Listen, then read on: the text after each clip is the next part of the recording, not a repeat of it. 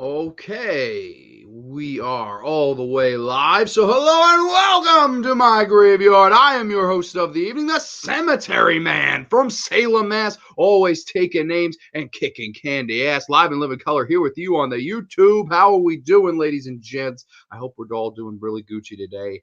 I have been wanting to do this show for so goddamn long. I initially was going to do this as the season 2 finale. Unfortunately, didn't get to it. I didn't. I wanted to, but just unfortunately never ended up happening. But with that being said, I've been wanting to do the show for hell and ever, and this is a show that will be really near and dear to my heart because I'm talking about one of my favorite all-time horror movie filmmakers and just filmmakers in general. It doesn't even have to be just horror.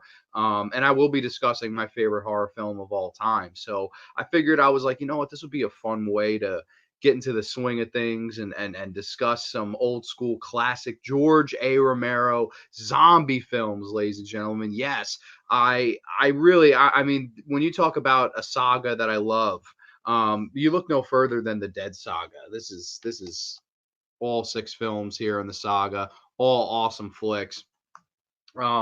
It's even better than the Star Wars saga. There, I said it. I said it.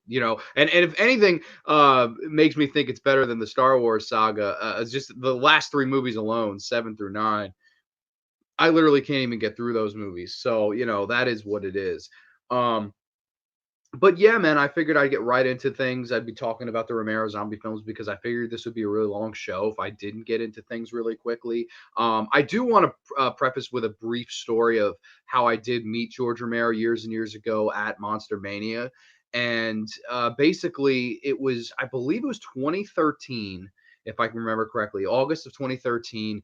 And I saw the announcement online for George Romero was going to be at Monster Mania 25, I believe. So this was the silver anniversary of Monster Mania, and it's a great show. It's a great convention if you've ever been, or even if you've never been. It's a really, really good show and convention. Basically, I was like, "Yo, George Romero's gonna be at fucking Monster Mania. I gotta go meet George Romero." So I waited 6 hours in line. I shit you not, 6 hours in line. And this was no King to Ka line. This was like 4 King to Ka lines plus a fucking Nitro line. Like it was such a long line. And I remember standing in line talking to fellow Romero fans, fellow zombie fans, and it was just really cool. Like I remember there was these 2 kids, like younger kids that were just getting into it, and like they were telling me how much they loved Dawn of the Dead, of course, and I thought that was so cool that they were talking about the original Dawn of the Dead, not the Zack Snyder one. Although I do think the Zack Snyder one is a good film on its own merit. I definitely I was like, yo, man, this is so cool. Like I'm talking with the youth, and then there was people older than me, older guy with a Day of the Dead original one sheet poster, and he was like, yeah, I'm getting George to sign this one. And I was like, dude, that's so freaking cool, man. It was all different kinds of people, and that's the one thing I do love about horror conventions. I think if there's any purity left in horror conventions, it is the people that you meet at them. I think it's a beautiful thing, man. Like I just love uh, talking with other people that are passionate about the genre, about the movies that they like or dislike, or think are underrated, or think are overrated. And I had this actually very interesting conversation with the woman, one of the women online, and she was telling me which Dead film she believes to be the worst, and I was actually telling her which one I thought was the worst, and we both thought each other were crazy, but we heard each other out. We made points, made references, stuff like that. And like, I just thought that was a beautiful thing, man. Like, I just love hearing other people's opinions about these films in particular because, we're not all the same. We definitely have some different thoughts. I like one of the later ones a lot and people despise it. So, that's the thing. And it was a really cool experience, waiting on the line, even for that long of time. But I remember getting to the door where you finally got to see, George Romero, and he's sitting at the table signing and taking his time and talking with people. And I thought that was really nice, man. Like the guy sat there for 6 hours and was still like talking, to the fans as if they were the first one. And I thought, man, that shows me a lot of who George Romero is as a guy.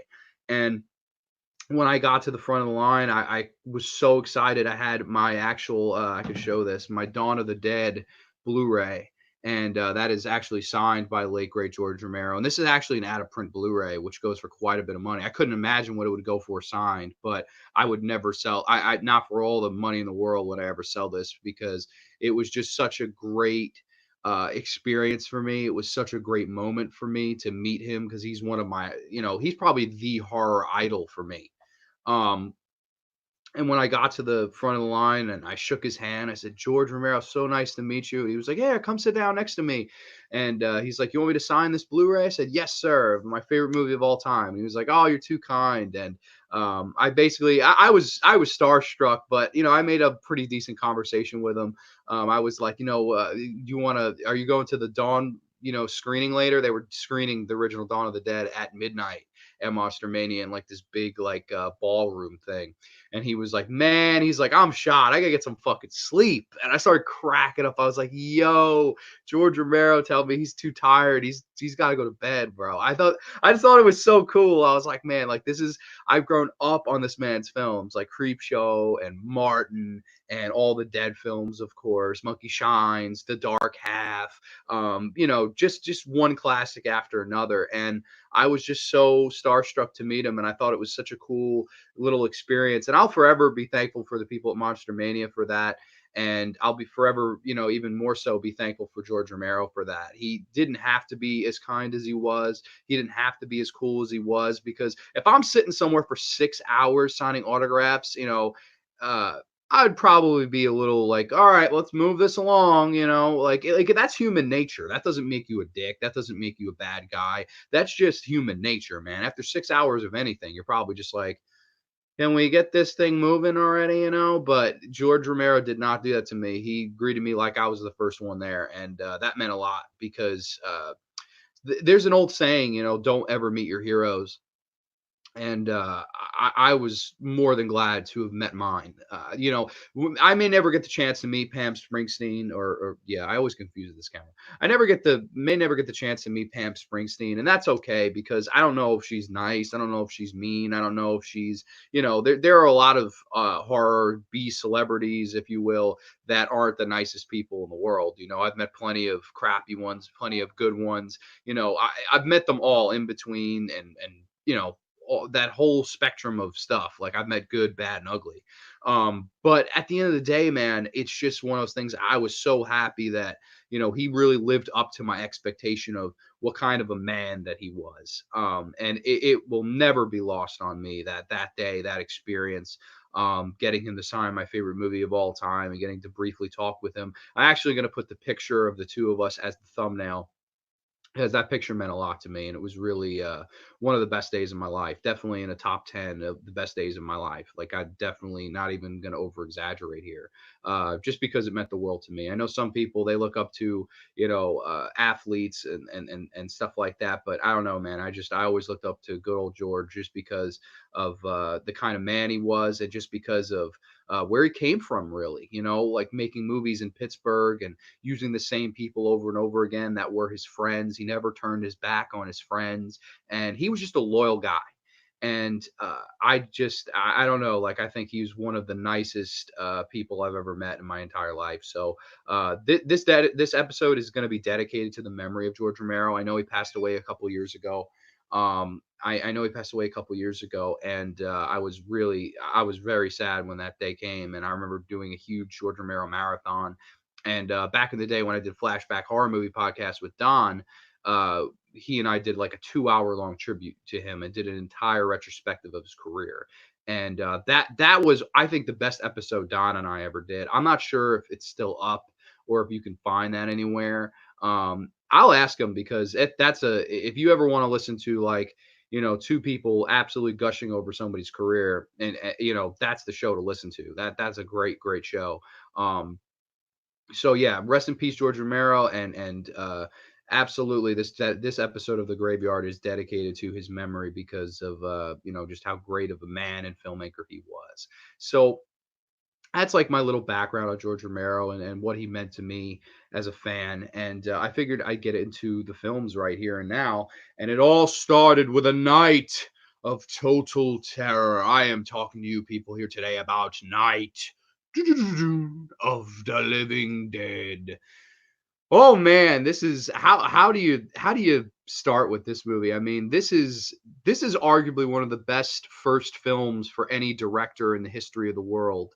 And it's a great debut film, man. Like I think this is a fantastic movie to start your career on. It's a film that defines the zombie genre. It's a film that created the zombie genre. Dare I say, without this film, you wouldn't have, the movies that rip it off today. You wouldn't have 28 Days Later. You wouldn't have had Return of the Living Dead. You wouldn't have had Dead Snow. You wouldn't have had Train to Busan. Like all these movies that have come after it and tried to tone up the volume, you wouldn't have them without this film. And this is one of the best horror movies of all time, in my opinion. And I know that a lot of people will tell you it's overrated. A lot of people will tell you it has not aged well. I kind of beg to differ. I think this is a fucking masterpiece from the first time I saw it to the last time I watched it, which was, a couple weeks ago. I think this movie right here is really great and really worth watching. It basically tells the story of Barbara and her brother Johnny, and it opens up in that classic cemetery scene where they're putting mother's flowers on the grave, if you will. And Johnny starts to tease her, "They're coming to get you, Barbara." And she's like, "Stop it, you're ignorant, you're acting like a child. They're coming for you, Barbara." I just love that, man. Like I always thought like that is a great way to open up a film. Like I was just thought like, man, that is so creepy and eerie and awesome all at the same time. I just thought that was fantastic. Um, yeah, that's I love that opening, and then basically she runs into the first ever zombie ever captured on film, like Romero like zombie, flesh-eating zombie, if you will. And I just love that. I love that she encounters him, and there's a struggle with Johnny where he falls on the tombstone, gets cracked on the head, and then the chase is on as Barbara kind of runs from the cemetery all the way to this farmhouse. And it's there where we meet all these great colorful characters. We meet Ben, played by Dwayne Jones, the late great Dwayne Jones, who I think does an incredible job in this film. He's easily the best actor in this movie. And Romero has gone on to say that that's why he got the leading role. It was because he was the best actor that he had and he could afford at the time. And man, I just love Dwayne Jones' performance in this. I think he does a really, really good job.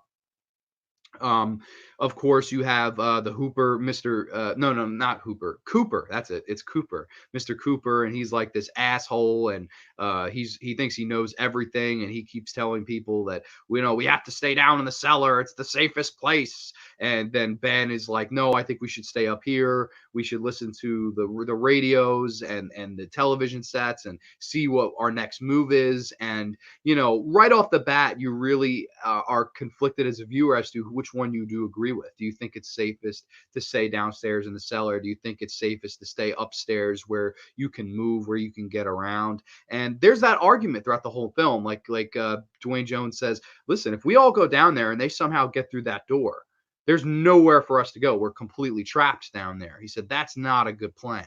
And then Mr. Cooper's like, no, well, I'm not staying up there where they can easily break in, a window that we forgot to board up or something like that. And therein lies a lot of the message for this film. And it's basically, can we get along, in order to survive? And that's a theme in horror that I always love when that's tackled, because I guess it's a hard one to screw up, I guess. I'm not sure, but it's usually done right, and nobody does it better than Romero. I could go ahead and say that. Um, I love everything about this movie. I think when I think of all these movies, in the Dead Saga here, the one that I consider to be the most classic is this one. Like this is like the most classic. Like if one of these movies is going to play at midnight and a bunch of people are going to go see it, it's probably this one. Even though I like Dawn more and it's my favorite movie of all time, and I even like Day a little bit better than this.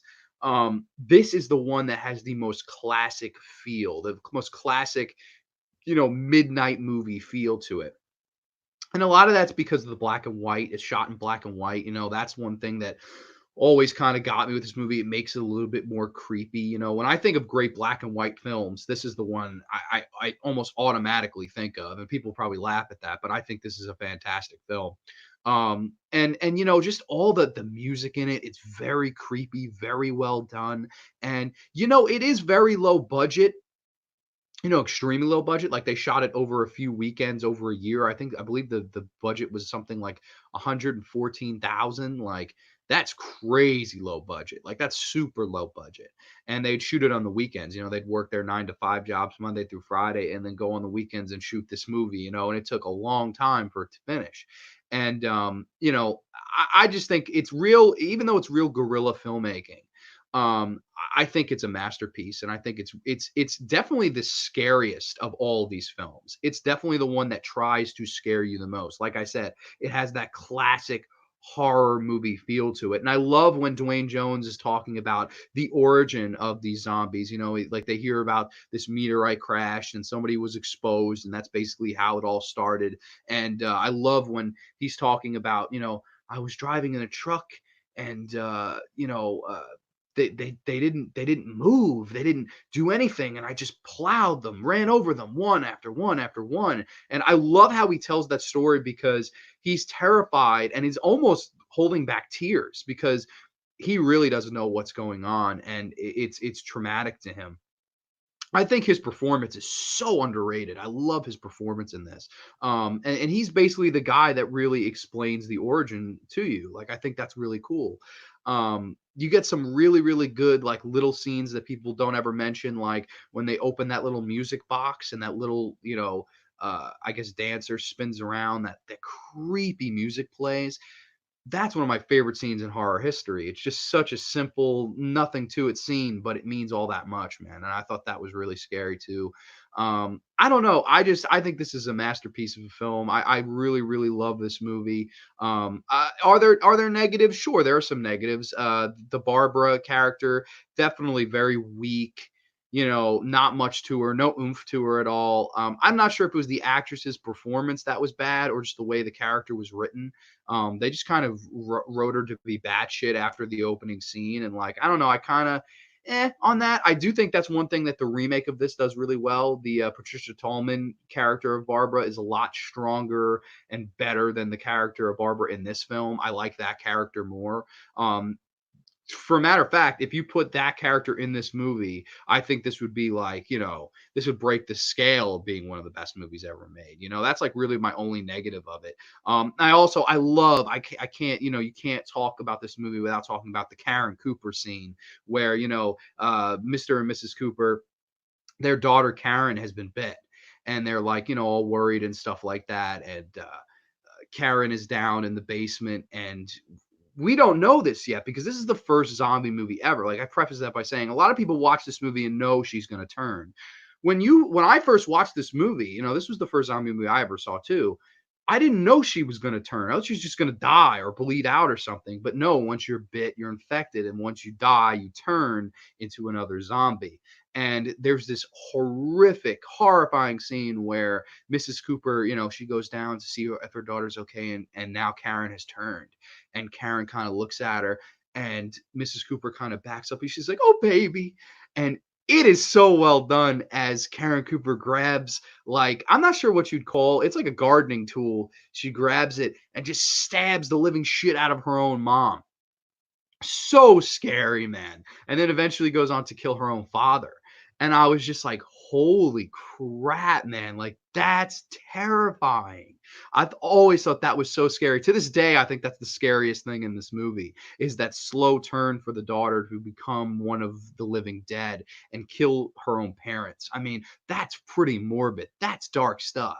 But that's so well done in this flick, man. I think that's really, really well done. And of course, again, all of the themes that it tackles, talking about, not us versus them, but us versus ourselves. We are our own worst enemies, and that's a theme that recurs throughout this entire series, from this movie all the way to Survival of the Dead. You do have the us versus us standpoint, that we are our own worst enemies. And in this movie, it's pretty much Ben versus Cooper, and all their disagreements and arguments and misunderstandings, and it eventually becomes physical. They have a physical fight over it. And I always thought that was amazing, how they slowly but surely build, that tension between the two of them to, basically break out in a brawl.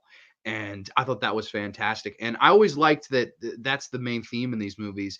At the end of all of these movies, it's really not that the zombies win.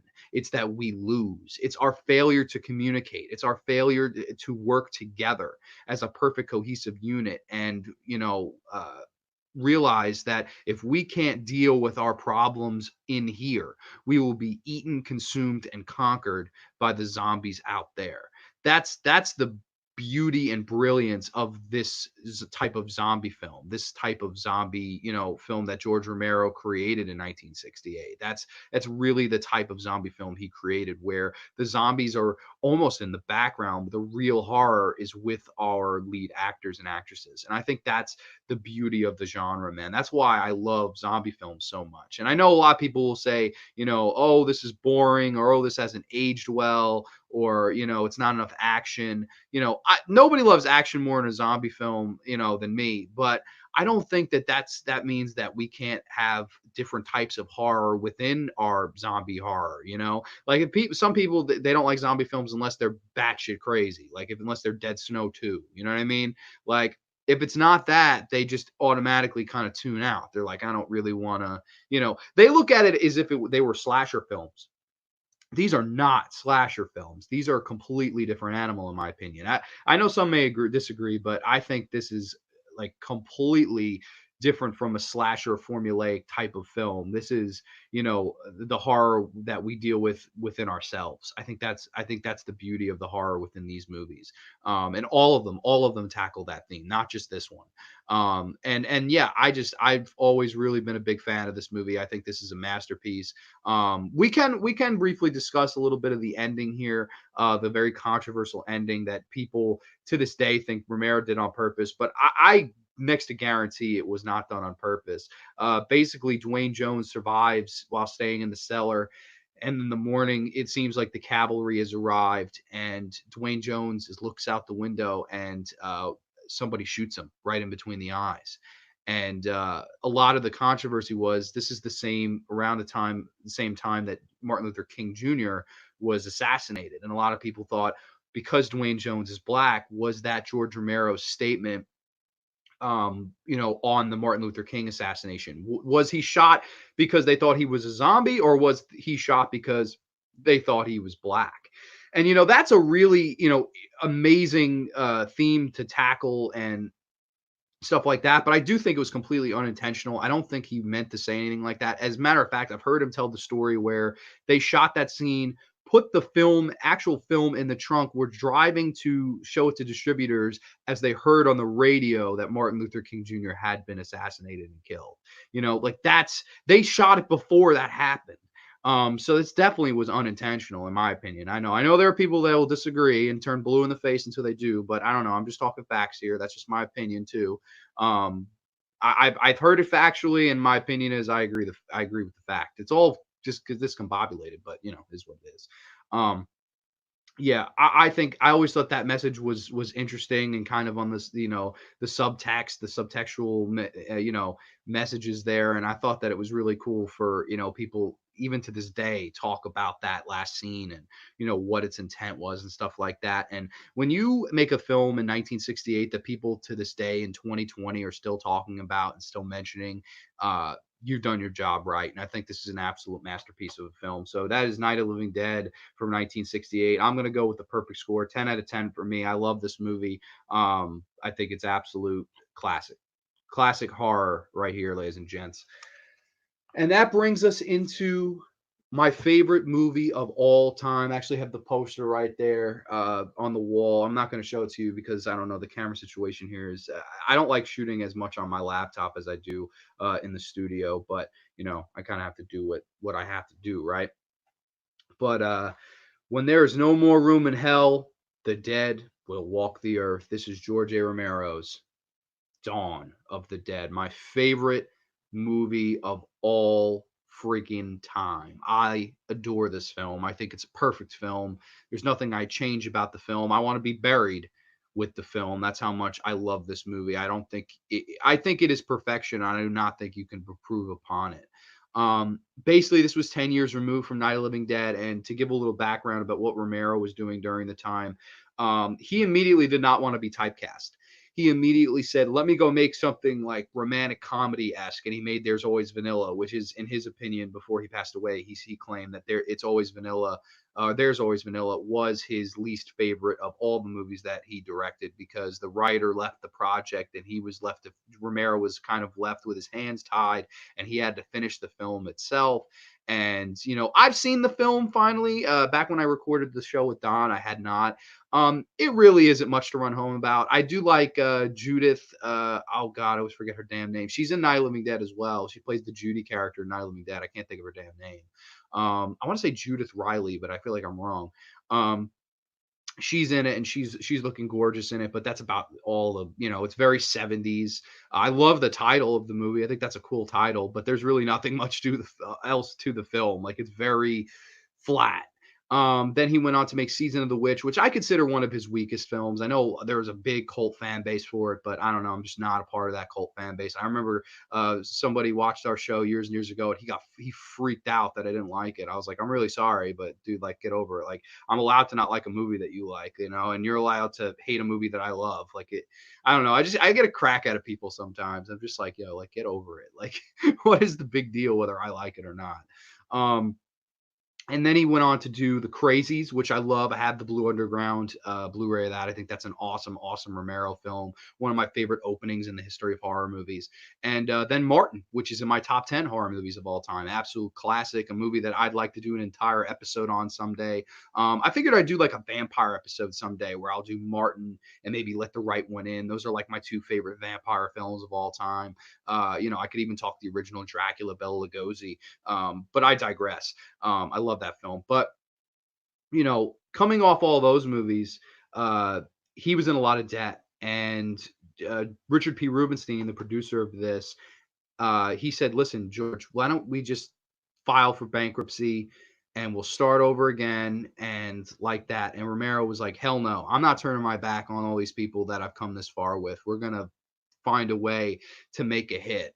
And look no further than this movie right here. This movie was a huge hit when it opened.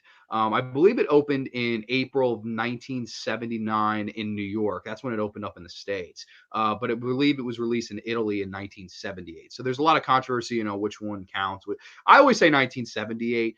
Technically, though, it did not open up in the States until 79. So it is what it is. But I love this movie. I think this is one of the best.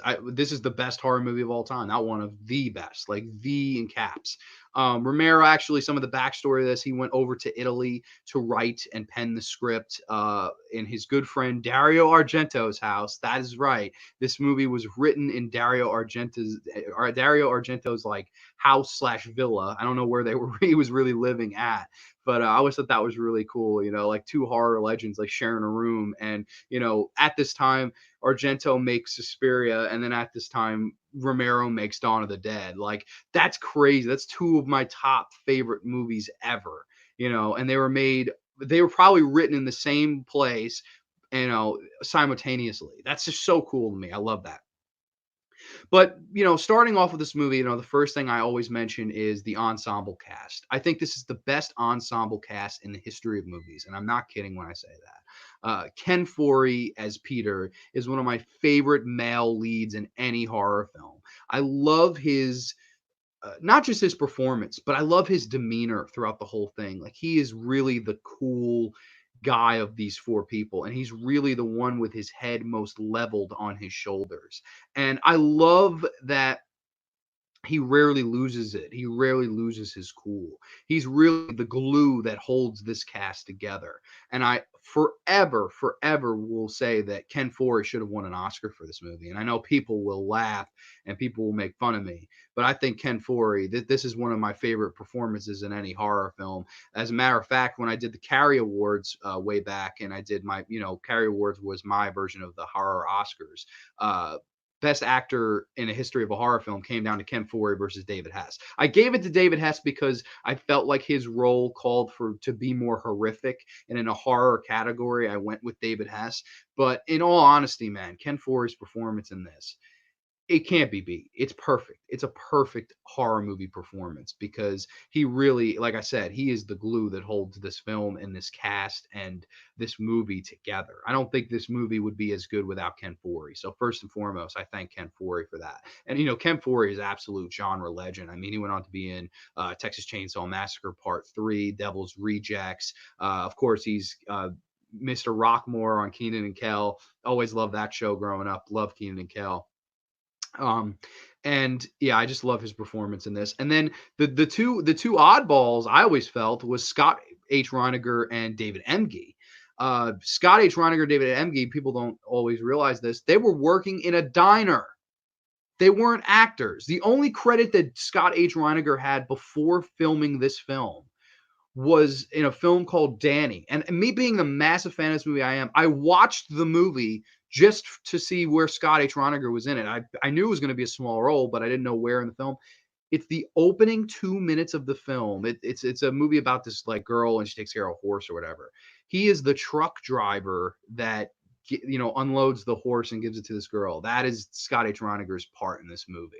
And I was just like, oh my God. Like he went from truck driver unloading to, lead in my favorite horror movie of all time. That's just so crazy. And he was literally a waiter at this diner when Romero casted him to be in the role. And David Emge was a fry cook in this diner when he casted him to be in the role. David Emge, of course, would go on to be in like Basket Case 2. I love David Emge. I think he's an awesome guy.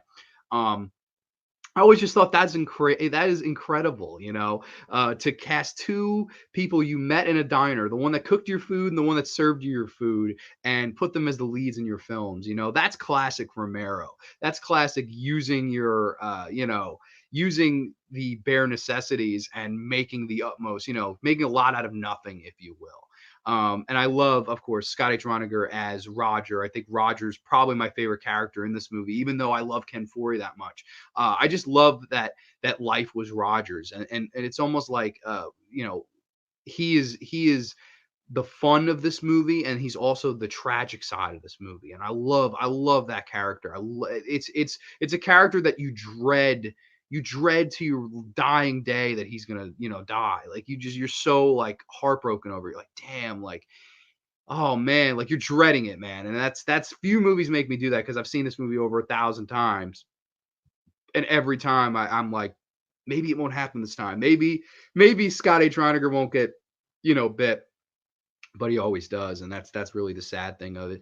And then of course David Emge as Steven Flyboy. I always say Flyboy. That was actually my Twitter handle for a long time. People never got it, and I was like, that's from Dawn of the Dead. That's Flyboy. Absolutely love David Emge in this. And then Galen Ross and playing Francine. And I gotta say, the first few times I watched this film, I always thought she's okay. Average, not bad, not great, just kind of somewhere in the middle.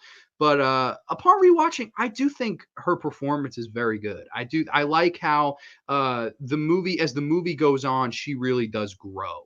She doesn't start off as a badass heroine. She kind of evolves into more of a badass heroine. And I like that. It's very organic that way. It's not forced that way.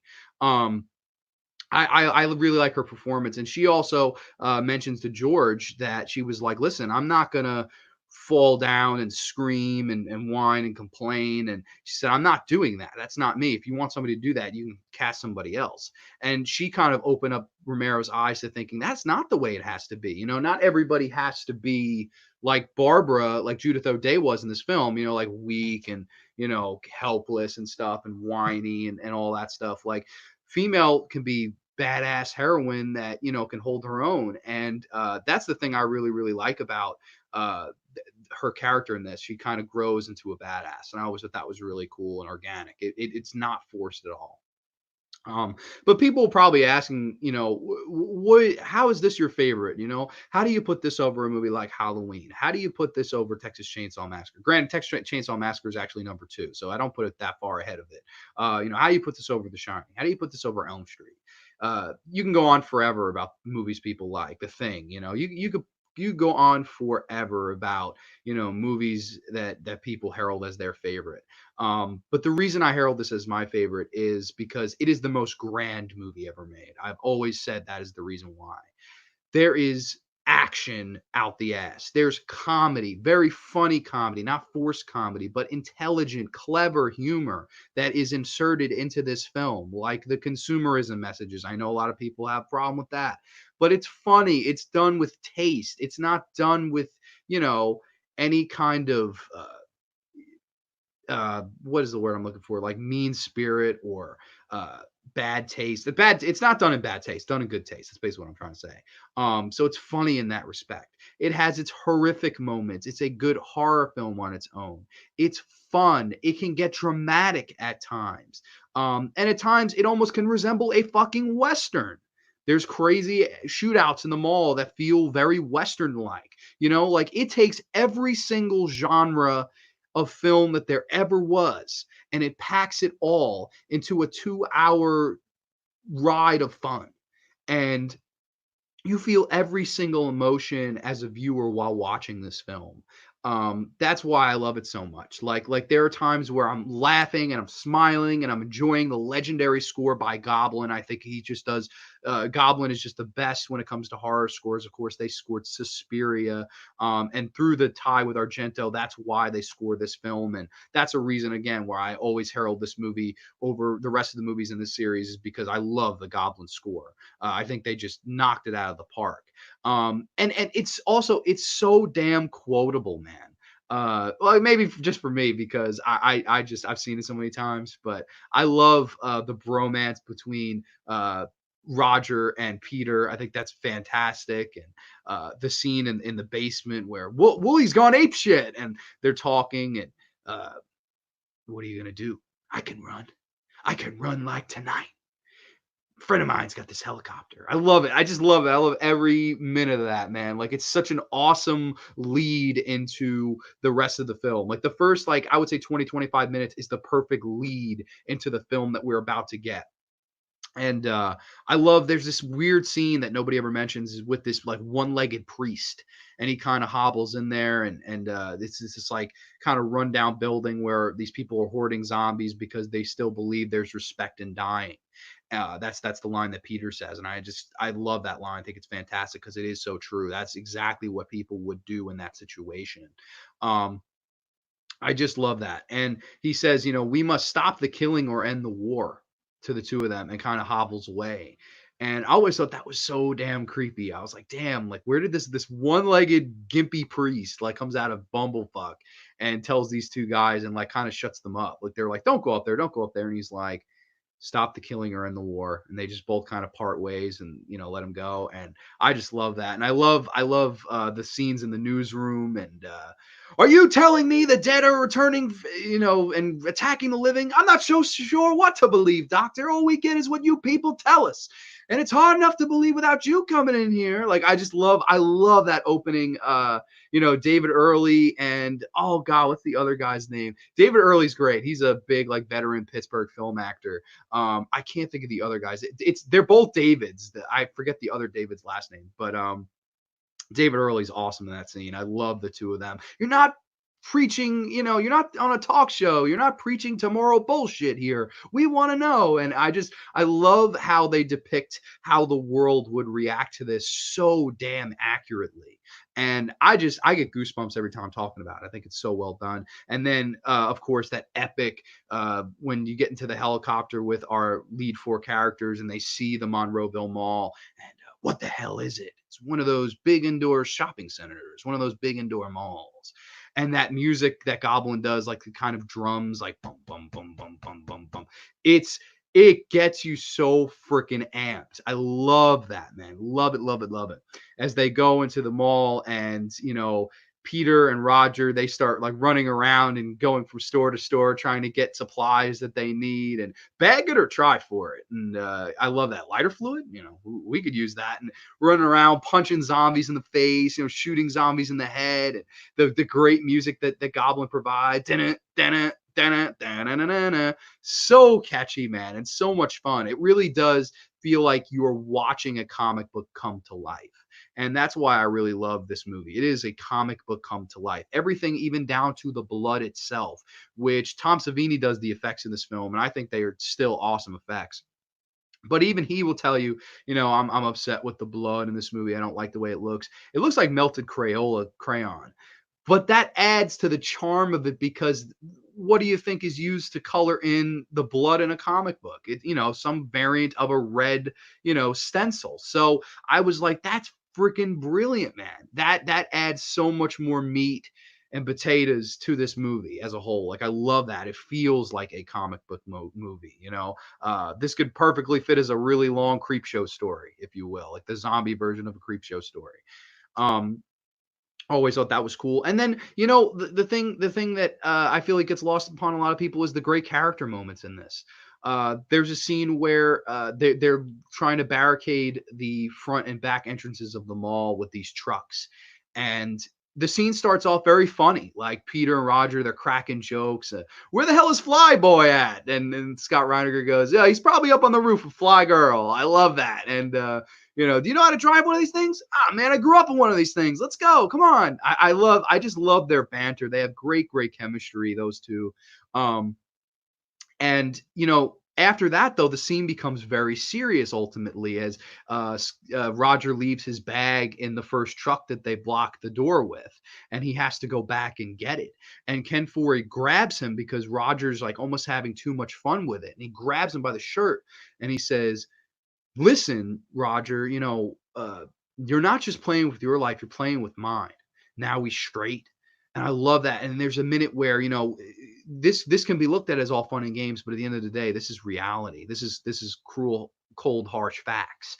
And it is so well done. I love how they bam, it's immediately, we're having fun, big old zombie movie. And no, listen, your life is on the line here. This is not to be, screwed around with. This is to be taken seriously.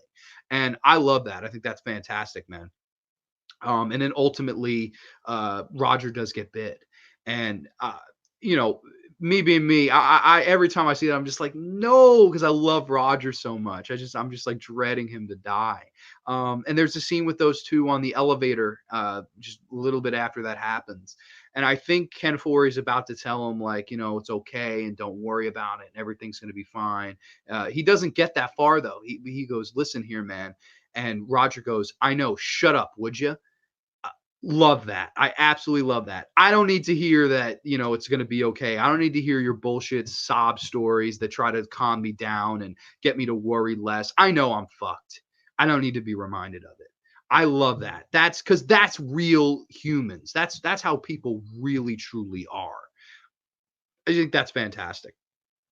Love, love, love that storytelling. I think that's really good.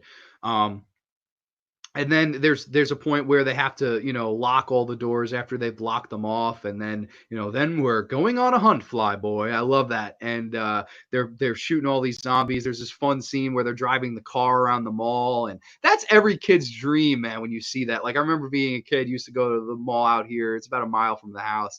I always saw the model cars and stuff, and I always was like, I want to hop in one of those cars and drive it around the mall, man. And this movie does that. And I just love that, man. Like, it's every kid's dream, a lot of the stuff in this. And when they're getting the guns to fight the zombies in the mall, they're putting holsters on. And Ken Foree says on the documentary of this, it's every little kid's dream to put a cowboy holster on.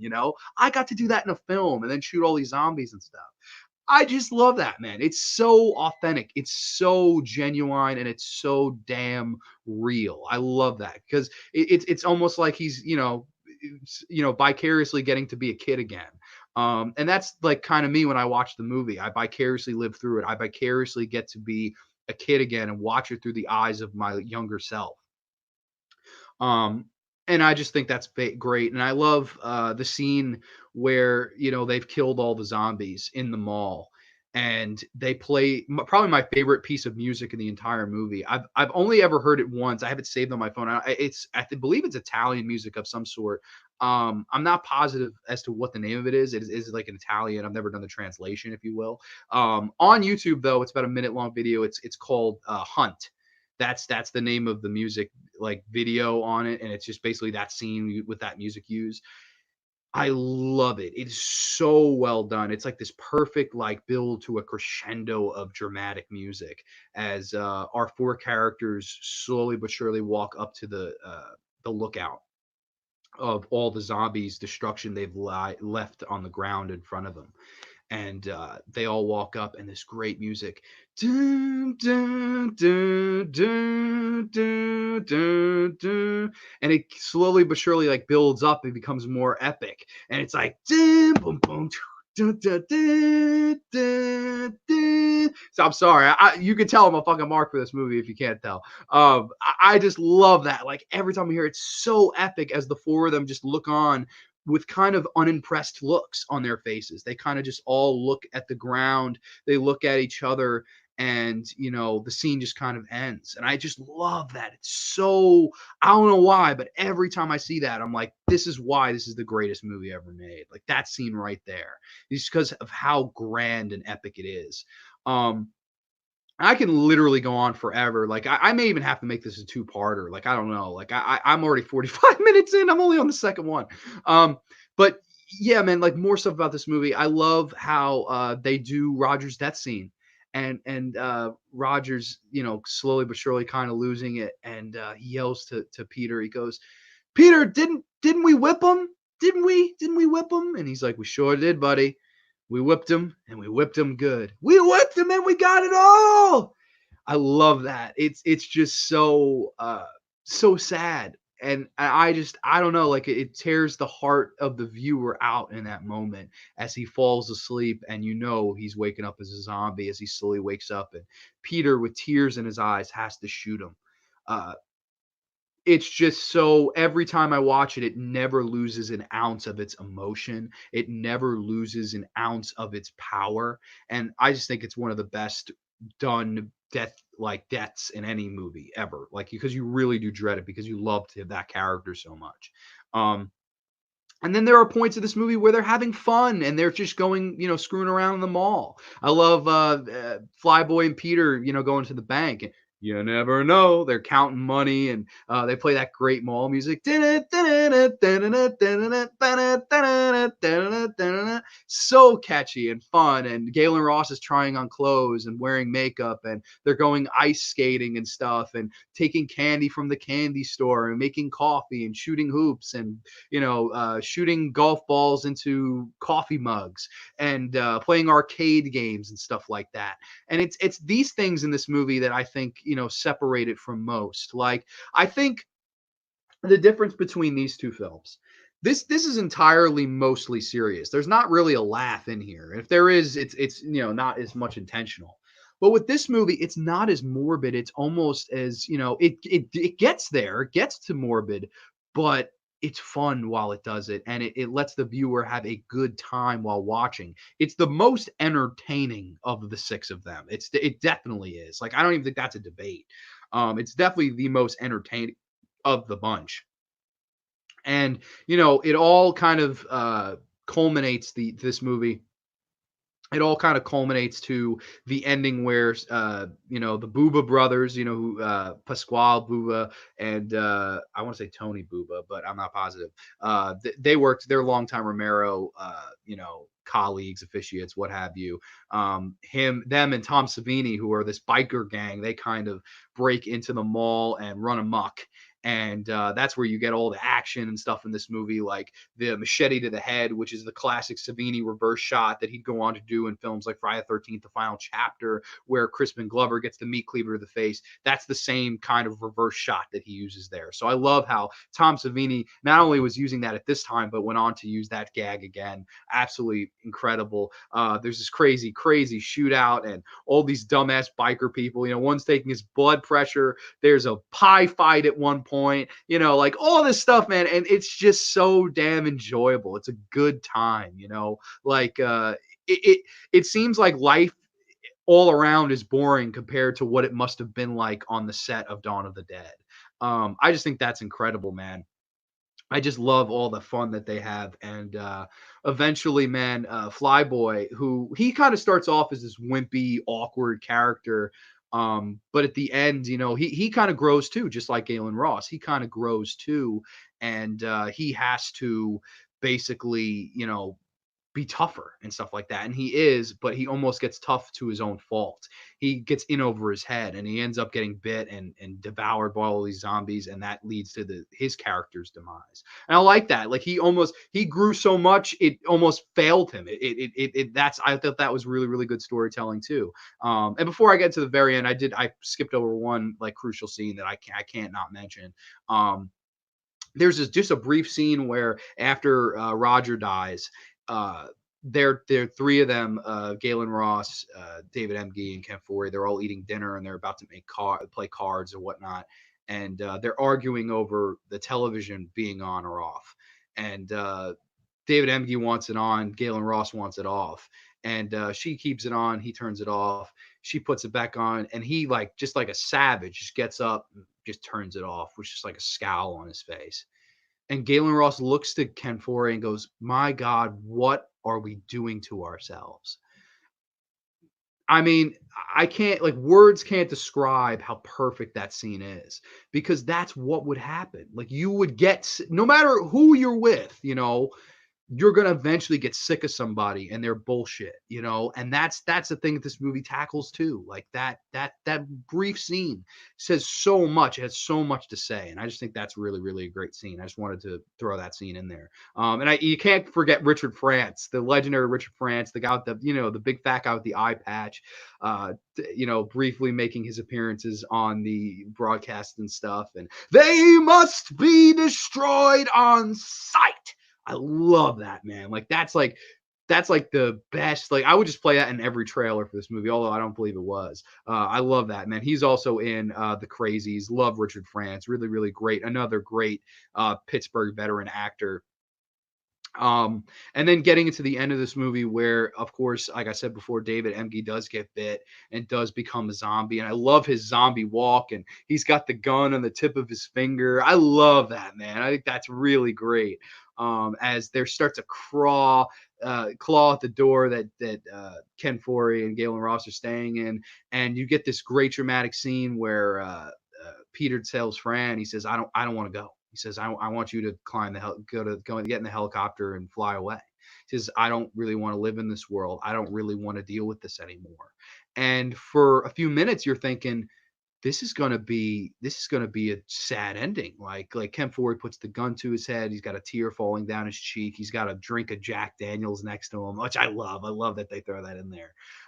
If I'm going out, I'm going out with a shot of Jack. I love that. That's fucking great. He's got the gun to his head, and Galen Ross gets out of the plane, and she kind of looks up into the chopper, the blades, if you will. Sorry, I'm mind farted there. She looks up, and originally the ending was going to be he shoots himself, she puts her head up into the helicopter blades, and the movie ends. They both commit suicide. And I'm very glad they didn't do that. I would have been interested to see if they ever shot that ending, but they did not. They never shot that ending. Ken Foree decides at the very last second, he's got the gun to his head. He decides, fuck it, turns it, boom, shoots a zombie in the head, and then starts like karate fighting with this awesome A-Team-esque 70s music in the background. Ken Foree kicking zombie ass. It's fucking awesome, man. He's kicking zombie ass and taking zombie names as he climbs the ladder, and he's fighting off all these hordes of zombies as Galen Ross slowly starts to lift up. And I remember the first time I saw this, I was like, oh my God, they're going to do another ending where the black guy gets killed because of, somebody flying away on them, or, leaving them for dead, if you will. But no, that does not happen, thankfully. Ken Foree jumps onto the chopper, closes the door behind him, and we get my favorite final line in the history of any movie, too. How much fuel do we have left? Not much. All right. Plane flies off into the dawn. We get the epic music and the zombies kind of reaching for them on the roof, and then the gonk, which is amazing closing end credit scene song. I love that. I love everything about that. In three simple lines, you basically say your whole point to these characters and why they survived. We may not have much fuel left. We may not have much hope left.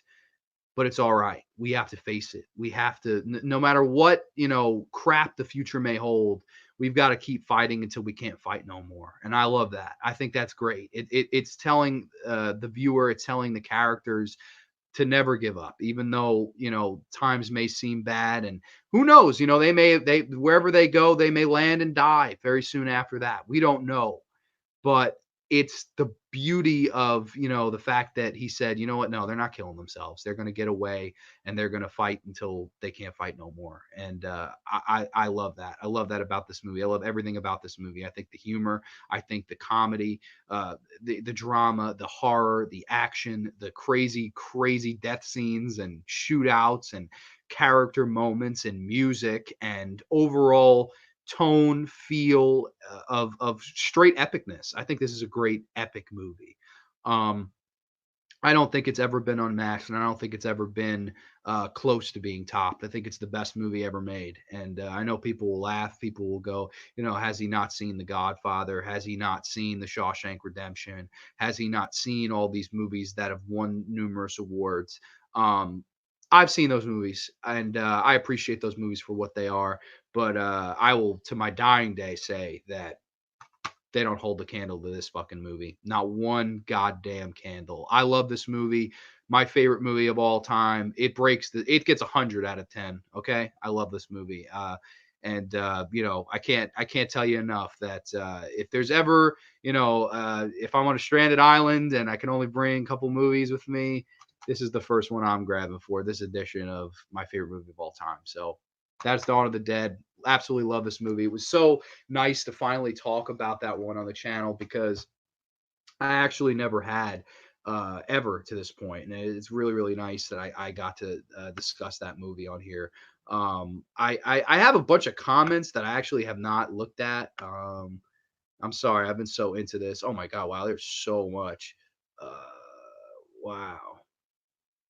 Well, I see that Nate's here and I see the Junebug's here. So I just want to say hi, guys. Thank you for watching. I've literally missed too many comments at this point to go back. And I kind of I'm already an hour in. I'm only 2 movies in. So I'm going to just keep rolling. But I appreciate you all for watching. So shout out to you guys. Thank you. Thus bringing me into the darkest day of horror the world has ever known. That's another poster. I actually have it up there. First there was Night of the Living Dead, then there was Dawn of the Dead, and now the darkest day in the world. The darkest day in horror the world has ever known.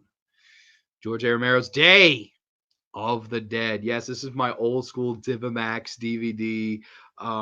Man, I freaking love this one too. And I have the shirt on. I could kind of adjust the camera here. This is Mr. Joe Pilato getting ripped apart by the horde of zombies, and only as Joe Pilato can say is being the badass that he is. Choke on him. I love that, man. His performance in this movie is so damn good.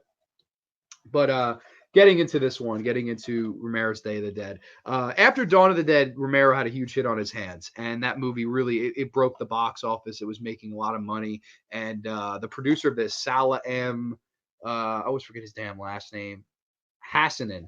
Salah M. Hassanin went up to him and was like, George, I want to produce the sequel. Please let me produce the sequel. And he was like, okay, you can produce the sequel. He says, but I want to make a couple more movies. I want to make this movie called Night Riders. I want to make this movie called Creep Show. And he was like, okay, as long as we make the sequel to this, I'll let you make whatever other art projects you want to do. So he went on, he made Night Riders, awesome flick. He went on to make Creep Show, even awesomer flick. And then he went on to make Day of the Dead, the end of the original trilogy.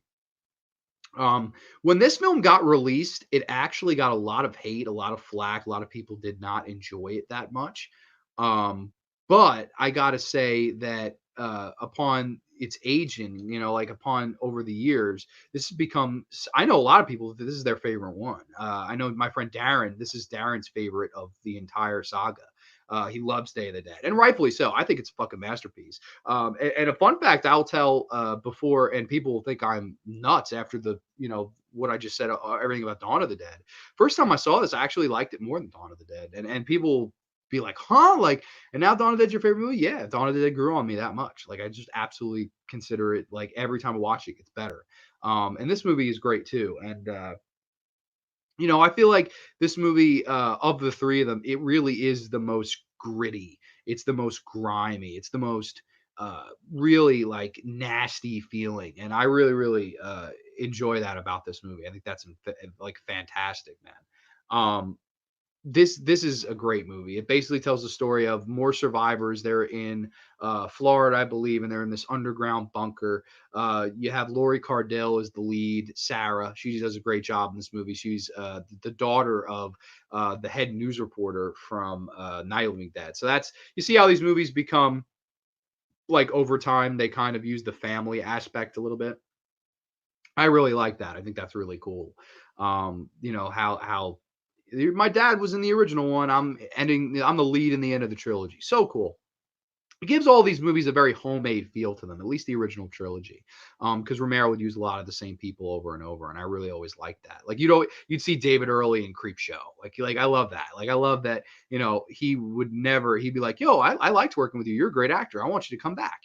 Really like stuff like that. And a lot of these actors were stage actors in Pittsburgh, like John Amplis, who was Martin, Gary Clark, of course, and Joe Pilato, who's briefly in Dawn of the Dead in a blink and you miss it scene. He doesn't have any lines, but he plays Captain Rhodes in this, who is, and may Joe Pilato rest in peace. He plays the legendary Captain Rhodes in this, and I just love his character, man. He's like the great Napoleon-esque, complex guy, and preaching all the stuff about moral and martial law, and I'm running this monkey farm now, Frankenstein, and I want to know what the fuck you doing with my time. I love that, man. Like, that whole spiel is so great. This movie is almost like a very gory play. That's how I always kind of looked at it, because it really does take place mostly in one setting. And a lot of it is very over the top dialogue. And I say over the top with the best of intention. I'm not knocking the film at all. I don't think I'm knocking the film. Um, I just love how there's like so much cursing in it. It's very un PC. Like, there's a lot of like racial jokes in this movie that would not fucking fly today.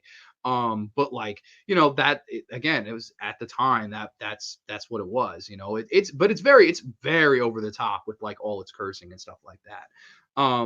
Of course, you're introduced to Richard Liberty, Dr. Frankenstein, and he's looking for a way to make them behave, make them eat something that's not us. I love, love, love, love, love Richard Liberty in this. I think he does a really, really good job. He's a lot of fun as Dr. Frankenstein. And of course, his prize pupil on the cover here is Bub. And Bub is played by Howard Sherman, who does a great job in this too, and gives a zombie an almost sympathetic feeling. He almost humanizes the zombies, and with infant like reactions to things. Like, there's a scene where he puts like a book in front of him, a razor in front of him, and like a MP3, like not an MP3, but like headphones in front of him. He immediately grabs the razor and like goes to shave himself. He like looks in the reflection of the mirror, and you can see that that's part of his past self. There's still a little bit of whoever Bub was before he got bit there, and I love that. Think that's really, really smart. And then of course he puts the headphones on and clicks the music, and you hear the Beethoven, I think it's Beethoven music, dun, dun, dun, dun, and he kind of reacts to. He's like, oh my god. Richard Liberty hits the stop button, and then he shows, he's like, gets angry with Dr. Frankenstein, and he goes, no, no, no, and he teaches him how to play the music. And I just thought, man, like, that is so cool. Richard Liberty is trying to almost teach an old dog new tricks, and somehow, usually it wouldn't, but somehow it's working. I think that's really cool, and I really like all the dialogue in this movie. Again, like some of the scenes with Rhodes and Sarah, and it took months to put this all together. Yeah, well, it can all come apart in a matter of minutes, lady. I'm talking about this little thing. I'm talking about getting out of here. I love it, man. It really, like, if there was ever a Romero film to be brought to Broadway, it'd be this fucking movie. I love it. It's just so much like a play. I just think it's fantastic. Again, Tom Savini returned to do the effects, and I would say that this is Tom Savini's magnum opus for great special effects work. It is my favorite horror movie of all time for effects work. The gore in this movie, the intestines in this movie, the practical blood squibs and practical like bite scenes are unbelievably realistic looking, and I think it's that's a big reason I think why a lot of people prefer this over Dawn. Is because of how great and real the effects look. Like if you think the effects in Dawn don't look the greatest, don't age the greatest, watch this movie, you'll completely be like, wow, like I can't believe that's the same guy. Like he grew that much in that time, and this is his masterpiece. And even Tom Savini has said this is Tom Savini's masterpiece. So I'm not just blowing smoke here. Even the man himself has gone on to say this is his best film for effects work, and it really shows. I love all the fucking special effects scenes in this movie. I love the scene where um, the one of the lead guys, he's like kind of discriminated upon because of his race or whatever. They keep making fun of him and stuff, and it's pretty disgusting. It makes you really hate Gary Clark's steel and all that stuff. And he lets all the zombies down into this like underground bunker they're staying in, and there's just this crazy ass like battle where all these guys are just getting torn apart and stuff. Like one guy gets his head ripped off and he's screaming, and like as his head continues to come off, like the pitch gets louder and louder and louder. Really amazing effect there. I thought that was really really well done. And then of course Gary Clark gets bit on the neck, and then like kind of does, he's like, I wanted to make him a Catholic. He does the cross, boom, blows his head off, which a Catholic, I feel like, I don't know. I thought that was kind of a funny scene. Fucking Gary Clark. I love how serious Gary Clark takes this movie. Like I've listened to several interviews with him, and he really takes it seriously. I love the whole Steel, shoot that woman. Bang, you're dead. I love that, man. Like that is fucking hilarious stuff. And all right, like we're not getting paid enough to do this. We ain't getting paid at all. I love, man, all that dialogue between the soldiers is really funny. Actually, Greg Nicotero is one of the soldiers in this. I always thought that was really cool. Yeah, and like I said though, that ending scene where all the zombies kind of start running amok in this bunker, and they're killing off everybody one by one, and then we get to Captain Rhodes, who is just at this point in the movie, he has built himself up to be like the most legendary heel in any Romero film. Like he's such a good heel, you just love to hate him. He's such a great fucking bad guy. May Joe Pilato rest in peace, because nobody could have played this part but Joe Pilato. I mean, this was the role and part he was born to play. And I just love where he's running around, and all of a sudden he runs into Bub, and he can't load his gun quick, and Bub shoots him as he's trying to run away. And Rhodes is screaming. He's up against the wall. He's bleeding, and he's like, all right, Bub, come on. He starts taunting Bub. He's like, come on, screaming and stuff. And I'm just like, I'm on the edge of my seat, just enjoying every minute of it. He gets to this like door. He opens it up, and there's like 100 zombies in the door. And he goes, woo, woo, turns around, bam, Bub shoots him, and he's like, ah, and he falls back. The zombies grab him, and then you get this classic image on this shirt and the classic line as they tear him in half, literally. Captain Rhodes has to get in the last word as he shouts, choke on him, choke on him. Epic, man. That is how you kill your final fucking heel. That's how it's done. You built that up so perfectly. He sold out his own men. Like he locks the door on Gary Clark and the rest of them, and like stuff like that, Rickles and stuff, and like all these things that I think he's basically just the biggest self-centered piece of shit ever. And he does get the right comeuppance. I always really enjoyed his comeuppance in this film. There are some other aspects that I like about this movie, not love, but definitely like. I like the scenes with Terry Alexander, who has a Jamaican accent, man. And I love it in real life. Like I always thought he did have a real Jamaican accent, but no, he's like speaks straight American. I always thought that was funny. I always got a kick out of a little like drunk sidekick like with him. I forget that character's name, but he was kind of a funny guy. And I like how they kind of have to work together, because they're really the only people left with any kind of fucking real sanity. Her, Sarah, Terry Alexander, and there's that other little guy. and they kind of like fight their way out of there, and they want to make it to an island, and basically there's a very confusing ending to this one where she opens the door to the helicopter. You think they're going to fly away and be fine, just like in Dawn of the Dead, and there's a zombie in the chopper, and then immediately they cut to a scene where she wakes up on a beach, and she looks at the shore, and Terry Alexander's fishing and stuff, and then she kind of looks at the calendar and checks off a day. And I don't know, like that ending always kind of confused me. Like, was it all a dream? Was it all the past? Was it, she got knocked out by the zombie and then they killed the zombie and flew away with her unconscious in the back? Like, I don't know. Like, I don't know. I guess it's open to interpretation. I don't really know. But it never really like bothered me one way or the other. I always kind of liked that it was a happy ending and those three got away. I always really liked those three. And again, like I said, it's just all the over the top dialogue, all the fun performances, the incredible effects work, the humanizing zombies, but not to a point where it got fucking ridiculous like in some other films. Like the fucking remake of this, which stinks and I hate it. And I would, if I had ever had a copy of it, I'd shit on it and burn it and then I'd put it at somebody's door. That's how bad the remake of this movie. Oh my God. Nick Cannon. That's all I have to say. How the hell? Oh my God, let's not get started on that remake because I'll get a little too angry. But man, this is a fucking classic too. I know there are people to this day that don't like it, but I also know people that to this day think it's the best one. George Romero actually claimed this was his favorite one of the entire saga. So, I think his second favorite movie he ever did next to Martin. I love it. I think it's a fucking great film.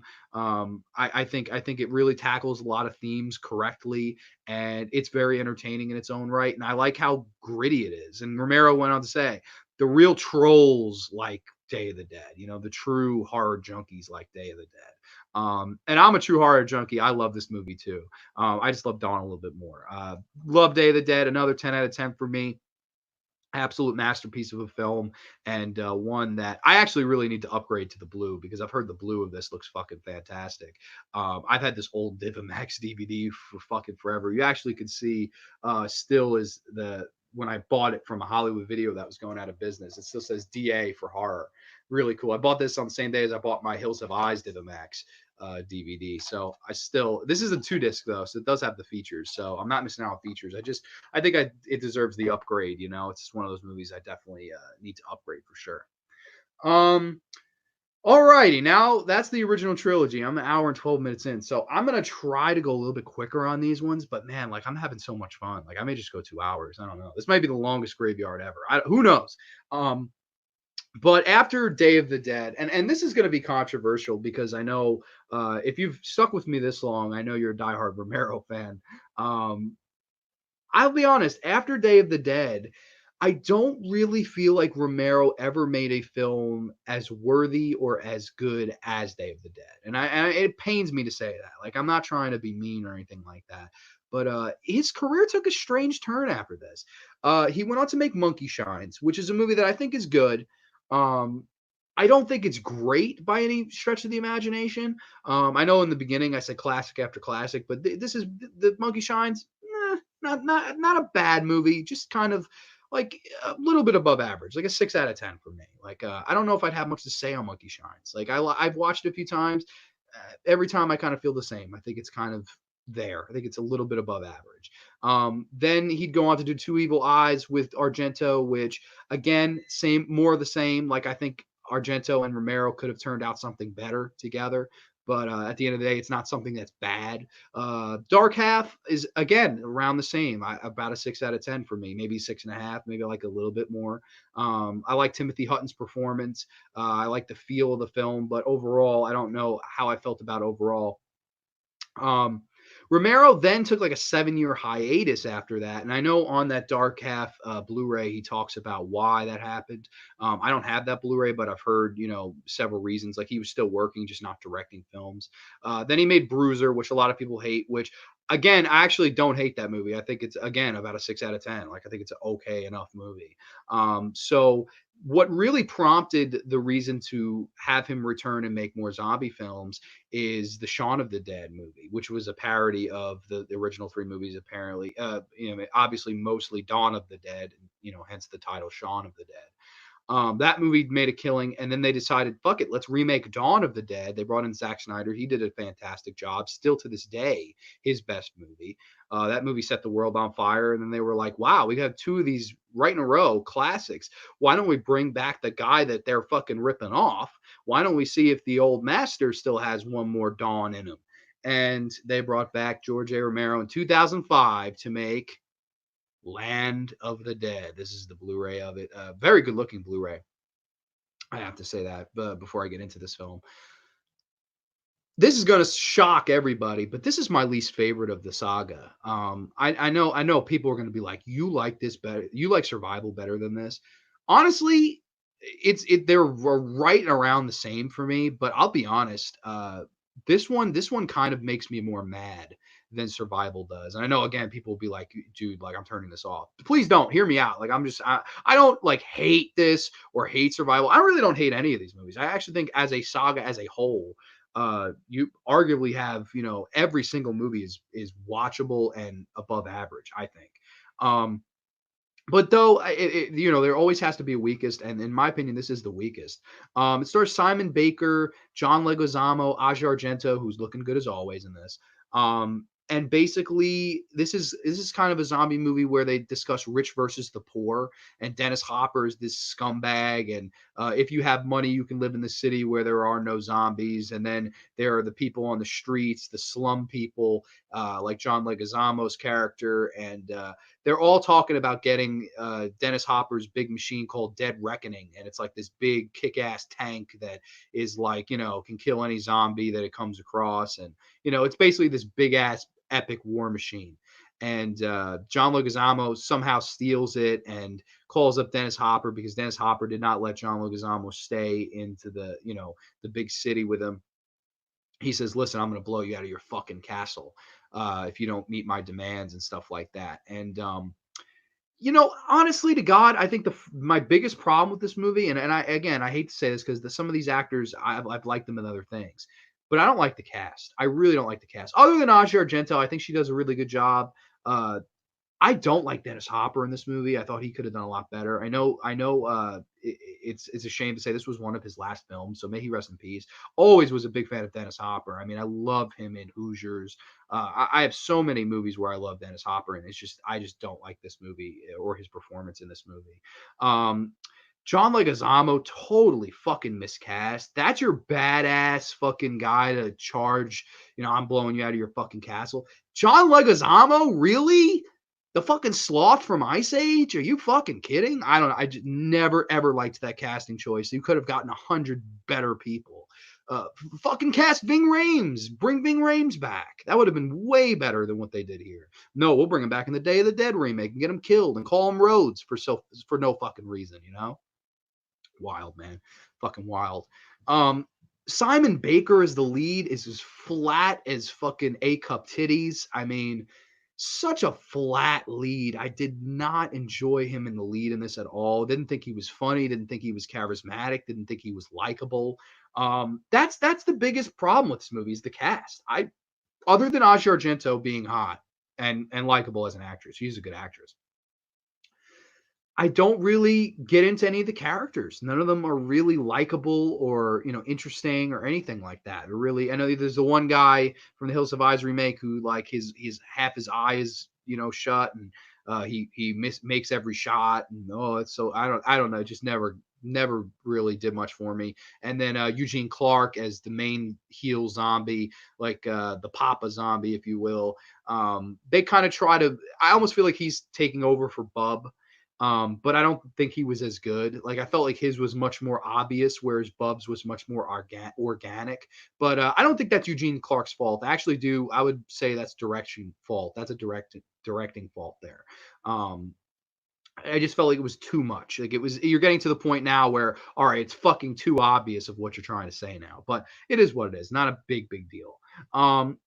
Again, there's some CG in this that isn't the greatest, but there is some practical here and there that I think is well done. I think the movie looks very nice. I think it's a good looking film. Dare I say maybe this was a film where Romero, it was not a good time for Romero to go Hollywood.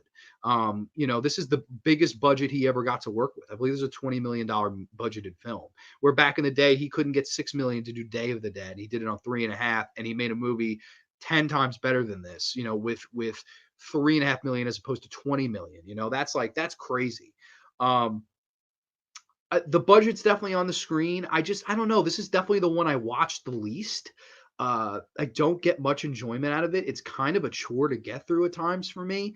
And this was the argument I had with that lady. I was back in the beginning. I was saying online where I was talking to this lady and being like, "Oh my god, what's your least favorite one?" She asked me, and I said Land of the Dead. She was like, you don't like Land of the Dead more than Survival? I was like, honestly, no. Like I've watched Survival more, and I enjoy Survival a little bit more. I know people are gonna like want to hate me and turn this off, but I don't know. It's just me. I don't know, man. This movie overall, it's not the greatest. I just don't reach for this one as much. I don't know what the overall problem is other than what I've said already. Like it's the cast, the lack of characters, the lack of chemistry.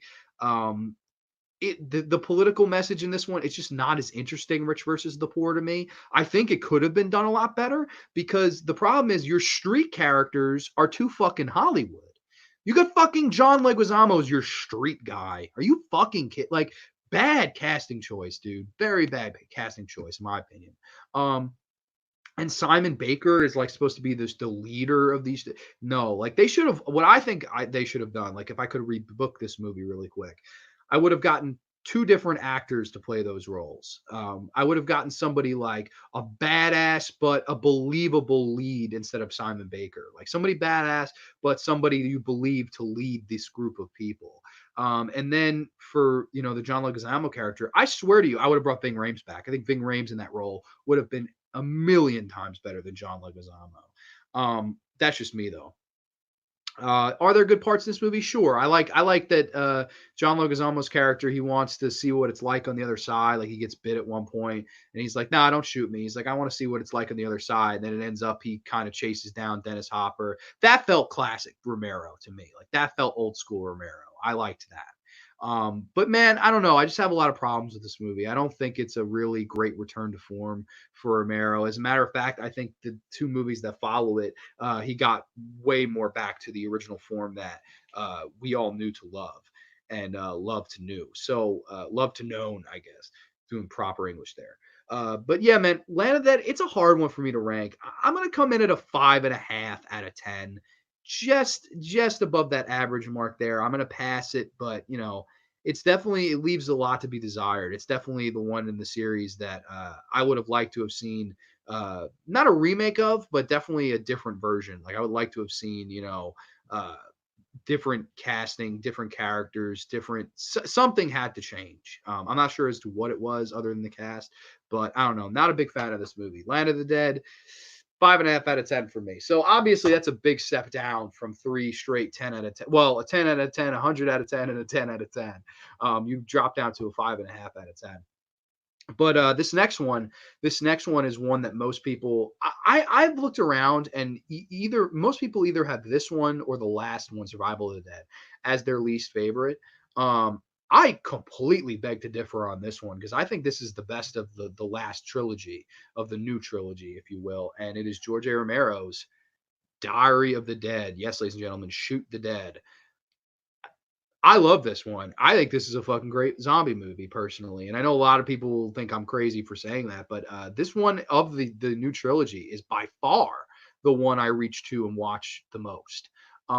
It's shot on video, which is the first thing people bash about it. They hate that it's shot on video. This came around right around the time that Cloverfield came out. So everybody thought, oh, well, Romero is just doing this just to try to stay hip and with the times of Cloverfield and stuff like that, when in reality this was shot months before Cloverfield. So I don't really get why he got so fucking shit on for trying to do that. And a lot of things another thing people don't like about this movie is the political message of us being too attached to technology.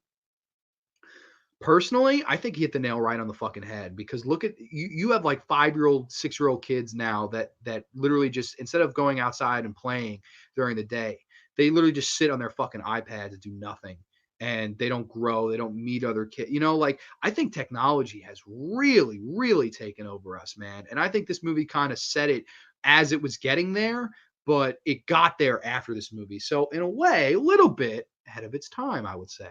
I know a lot of people would probably like shaking their head, like, "Nope, nope. Why didn't he drop the camera and help his friends?" That's a lot of the hate for this movie, where that hate derives. And I can totally get that. If you feel that way, I totally respect that, and I can see that argument because I've said it before. I've been there too. But I thought at the end of the day, that was the point of this movie. That was the point. Like, you follow our lead, Jason Creed, and he wants to make a movie, a horror movie, and it opens up. It's like an old school mummy movie, and all his friends are the actors. So it feels a little bit reminiscent of what Romero did. All his friends are the actors. It's a low budget horror film. It feels like he's almost shooting the modern day version of Night of the Living Dead, only it's not as good, right? I like that. I thought that was a kind of nice touch they did. With that being said, some of the actors in this, again, are not the greatest. I won't lie. Like, the lead girl, didn't think much of her. Uh, didn't think much of the nerdy guy. There's the chick from Texas. Don't mess with Texas. Everybody hates her. I've read articles as to why people hate that character. I never did. I thought she was kind of funny and entertaining, and she had big old titties. So I mean, you put big old titties on anything, I mean, it automatically makes it watchable to me. But that's just me. Um, I'm sure there's other people that they won't admit it, but I will. I'll admit it for you. I like that. I like some of the acting isn't the greatest, but some of the characters I like a lot better than Land of the Dead. There's the deaf Amish guy that's fucking hilarious. Like, hello, I am Samuel. He's throwing dynamite at all these zombies and shit. Like, I think that's a fucking riot. I love that scene. He also goes out like a badass. The zombie bites him from behind. He takes a scythe, puts it through his own face, and it goes through the back of the zombie's head. So it's like a double kill with a scythe. Awesome, awesome, awesome fucking scene there. That's awesome stuff. Um, and throughout this movie, there's a lot of like news reports and stuff like that, in similar vein to Dawn. And the voiceovers are actually like Wes Craven, Quentin Tarantino. I love that he got some other horror legends to do the voiceovers for the news reports of this movie. I always thought that was really cool. Like, there's one point where I was like, that voice sounds familiar. It's fucking Quentin Tarantino doing the voiceover. So really cool to see that Romero reached out to some of these fellow horror icons and directors and stuff like that, and had them be a little bit of a part of the film. Romero is actually the police chief in a brief cameo you see on somebody's phone. You see he's like, we're going to stop the problem, stuff like that. I always like to see George make a cameo like he does in Dawn of the Dead. Always thought that was a cool little cameo in there. And I don't know, man. Like, I think I like the structure of this one. It's kind of a road zombie film. Whereas the opening scene, we hear the outbreaks happening. We have the character of Ridley. He takes this hot chick back to his house. And then you're on the road with our characters for a while. There's this like cool like professor guy, and he's kind of like saying all these fucking things with deep meanings and shit. And like, I could see how somebody make fun of it, but like, I liked the character. Thought it was a cool character personally. I don't know, kind of enjoyed his screen time. I thought he was cool. He also has like a bow and arrow. At one point, he's like, "It almost seems more humane to kill them this way," and I love that. It's just like, all right, if he doesn't want to shoot them, he's too good to shoot them in the head with a gun. He's going to shoot them in the head with a fucking bow and arrow. Pretty cool. I like that. I like that. I like that character talk and character trait, because that's definitely Romero. You don't see that in other zombie movies. You see that in this one. And I don't know. I always appreciated that about this. Um, I like the structure overall. I like that they're going from place to place. They at one point they run into this merry band of like these people, and they're like, we're taking you in. We're gonna take all your stuff. And then our lead character, she says to him, she's like, why do you have to do this? Like why don't you just give us the food we can use, and we'll be on our way. And he kind of laughs at her, like, because she stands up to him. She's like, I'm not going to take your fucking shit. I'm not like, I don't care who you think you are, or what you've accomplished, or what you think you have going here. But this situation, is drastic, and drastic times call for drastic measures. And she's like, I'm not, if you can shoot me in the fucking head if you want, or you can give me the shit I need, and I'll be on my merry way. And I like how the guy kind of says to her, he's like, you remind me a lot of me. He's like, fill them up, give them all the gas they need, give them all the food they need. And I like that. I like that little scene in there. A lot of people don't mention that scene when they talk about this film. I thought that was really good. Some of the CG in this definitely a step down. It's not as bad as the next film, but it's definitely a step down from the CG in Land of the Dead. There's a lot of like CGI gunshots that I'm iffy on. It doesn't look the greatest. It really doesn't. But it doesn't bother me like it does in the next film. The next film CGI is like miles worse. And like I said, like I think some of the characters in this are a lot more likable, watchable, interesting. And I like that it's shot on video. I think that was a cool change in pace because, or a lot of Land of the Dead feels like, oh, this movie's trying to be Day of the Dead. It's trying to do what Dawn of the Dead did, all this stuff. It felt a little bit same shit, different day. Whereas this movie has a completely different feel to it. I like that this movie has a completely different feel to it, and because it's shot on video, it gives it a different feel, and it doesn't let the saga become stale. It's a very good shot in the arm, I think, to the series personally. And the movie kind of culminates to the end where they do go to the friend Ripley's house, and there's just crazy shit that went on there. You can tell they have all these zombies like in this pool, like just walking around underwater, like they don't know, because they don't need the air or anything. I thought that was a really creepy ass scene. And I like how one by one they're getting picked off in this house and stuff like that, and they really drive home the message that our lead character Jason Creed, he pretty much dies just to make this film. And there's one point where the female lead, she's like, I have to finish his movie. That's what he would have wanted. And there's a scene towards the end where they're hiding in this cellar. It's the lead girl, the cool professor guy, and this other like side character guy. And the three of them are talking about what's happened and stuff like that. And I like the professor guy says something that always kind of resonated with me. He says, I much prefer the night. And she's like, what do you say that for? He says, in the night we can hide who we truly are, and the day we can't. And I like that. And then the next scene is you see these couple of like hillbilly guys, and they take this zombie out for target practice, and they hang her up on a tree by her hair, and they're shooting at her and stuff like that. And you hear the Michelle, I always forget her damn name, Michelle Morgan. She's the lead female in this. She kind of says after the zombie gets shot, she goes, "Are we worth saving? You tell me." I think that's a fantastic final line and question for the viewers because, are we worth it? Are we truly, or are we too far gone? Are we too far gone like Jason Creed was, the guy that's filming this movie throughout the whole thing? Have we lost our minds that much? Have we lost our minds that we're taking something so morbid and, making fun out of it, making it Target Day practice, popping a couple beers and laughing like fuck? That's the question that poses the viewer. And I think that's classic old school Romero, man. That's why I love George Romero. And I know a lot of people will say it beats you over the head with the message. Okay, yes, it does. I agree. This movie is much more in your face as a message standpoint than the original trilogy. And probably even more so than Land of the Dead. But I think maybe because I do agree with the message to a point, and I do think that it's a little bit ahead of its time because I know so many fucking people that have no social skills because they are addicted to their fucking phones and addicted to watching stuff instead of interacting with others.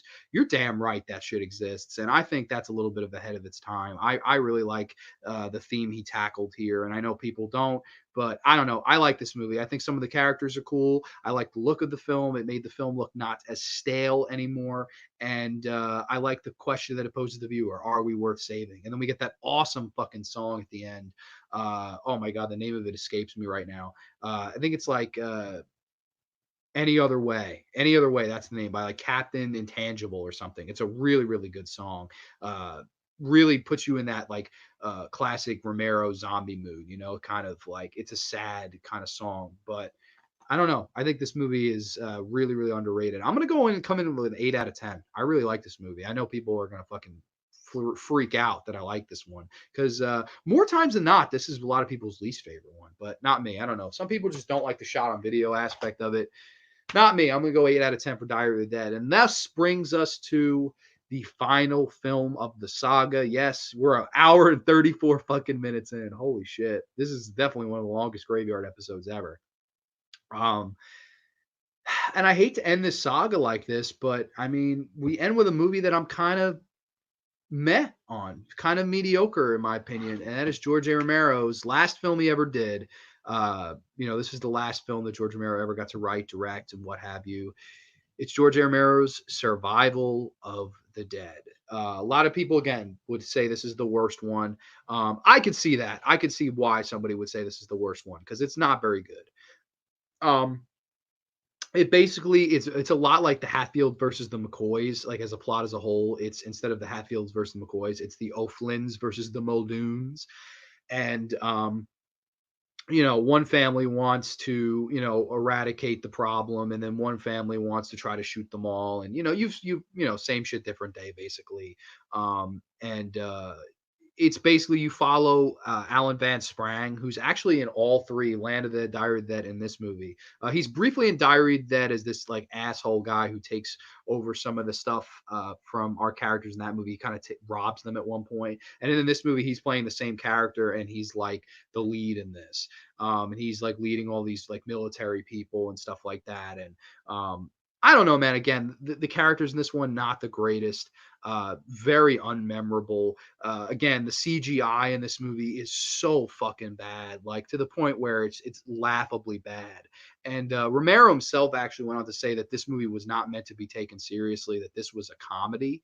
Um, I can see that, but like at the same time, this is how you end the saga. You end the saga on a comedy, like very weird. Like he was like, this is like there's an intro before you can watch this, and he's kind of like warning you that, oh, this is not a horror movie. I meant this to be funny, and like I try to have fun with this, and I appreciate that. If that's what he was going for, maybe that's why I go a little bit easier on it as opposed to Land of the Dead.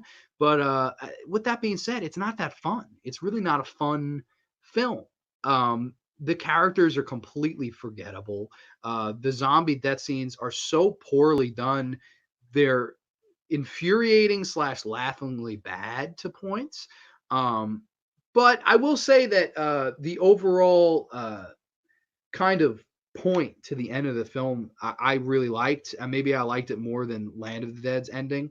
Um, the whole point is that again, like I was saying before, Night of the Living Dead, the whole us versus ourselves, and this is no exception. This is the O'Flynn's versus the Muldoons, us versus us again. They're arguing and stuff, and one of the last shots you see of the film is the two of them as zombies pointing guns at each other and shooting each other. But the next thing you see is this one zombie girl on the cover here. She bites a horse, and you realize that, oh my god, throughout all of these movies, all somebody had to do was put a horse in front of these zombies, and you probably could have solved the problem because zombies like to eat horses. That's what you find out in this movie. I don't know why. Like normally, that's something that would piss me off and get me fucking infuriated to no end. But personally, man, never thought that was that bad of an idea. I kind of thought, okay, like that's not, like it's going to show you that these dumb fucks, while they were arguing all this time, were stupid enough not to realize that they could have just thrown a horse at one of these zombies and the feud could have been over. That's has a clever aspect to it. There's a little bit of intelligence to that. So I give credit where credit is due there, in my opinion. Can I see somebody saying that's fucking stupid and you're stupid for liking it? I could see that. I could see somebody saying that to me, and I really don't know if I could defend it. Um, but man, I really, really, really was let down by this one. In a similar vein to Land of the Dead, it's a shame that the saga had to end on this kind of a note. There's really not much I could say about it. Like, there's not that much memorable about it. Like, maybe this is the worst one. I don't know. Like, maybe I need to watch this back to back Land of the Dead and decide which one I hate more. I will be honest, I have seen this one a little bit more, but I will say at the same time, it's a little bit more forgettable than Land of the Dead, maybe. So I don't know. Not the greatest movie in the world. Definitely a sad way to end what I think is a perfect saga, a saga that I love in so many ways, shapes, and forms. This last trilogy is definitely not as good as the original trilogy, but I will say that I get enjoyment out of Diary of the Dead a lot, and I can watch this movie for some reason. Every now and again, I can pop this one in and watch it. I don't get much enjoyment out of it. It's not that good of a film, but it's definitely one that I don't hate as much as everybody else does. Maybe I have to give it a rewatch. I don't know. If you've seen this one, let me know. Let me know why you love it, hate it, or indifferent about it. I'd like to hear hear people's thoughts on this one because we can all pretty much agree that Night, Dawn, and Day are masterpieces. And then it's really these movies where differing opinions come into. I know a lot of people that say Land's okay, and then the last two suck. Like that's the main consensus. But I would say Land and this one are kind of or Diary is pretty good. So that's just my personal opinion. So Survival of the Dead, I'm going to come in again about a 5.5 out of 10. It's around there for me, around the same score as Land of the Dead. I don't know. Maybe because he had such a less a budget and less to work with. Maybe that's why I appreciate this one more. It feels more Romero to me than Land of the Dead. I think maybe that is why I like this one a little bit more. I give it a little bit of the edge. I feel like there's a little bit of sympathy to be shown here, whereas opposed to Land of the Dead, where I don't have any sympathy to be shown. You're given $20 million and you didn't really turn out anything worth a damn. So we can rank these quickly. I'm just going to put them in the order that I'd rank them in here. And all right, so we're going to rank these quickly. At the bottom, I say Land of the Dead personally, just a kind of a meh film for me, not the greatest. Then Survival of the Dead, again, another meh kind of film. And then we get into the final four, which I really like all these films. Diary of the Dead, I have a really fun time with this. This is an 8 out of 10 for me. Really, really think it's a good film. I think it's a really good modern shot on video film, and I think it's a really good return to form for George Romero. Definitely my favorite of the last trilogy. Then we go with the original classic, Night of the Living Dead. Absolutely adore this movie. Like I said, I went on for a while about this one, so really, really enjoy Night of the Living Dead. Day of the Dead, absolutely love it. Think it's an epic zombie masterpiece, probably the second best zombie film ever made. I'd say the top three are Return of the Living Dead, this movie, and my number one movie of all time, George Romero's Dawn of the Dead. So that is number one. That is the Romero Dead Saga, if you will. Yes, awesome, awesome, awesome saga. Wow, this is definitely one of the longest episodes of The Graveyard ever. 101 minutes, man. This is crazy. This is actually crazy. Wow, I can't believe I went this long. Oh man, I'm so Ty has been commenting like crazy, and so is the horror boy. I'm really sorry I didn't get to any of these comments. I will answer them, but I'm probably just gonna go off the air. If you ever wanna, oh okay, hold on. I think that George Romero predicted the future with Diary of the Dead. Yes, I do too. I agree with that, Ty. I'm sorry I missed all these comments. I didn't really. I just kind of had it on a split screen, so I didn't really look too much. Yeah, Ty, if you ever want to talk about these movies, man, I totally we can message each other about it because I've missed like so many fucking comments. I feel actually really bad. So my apologies to all of you.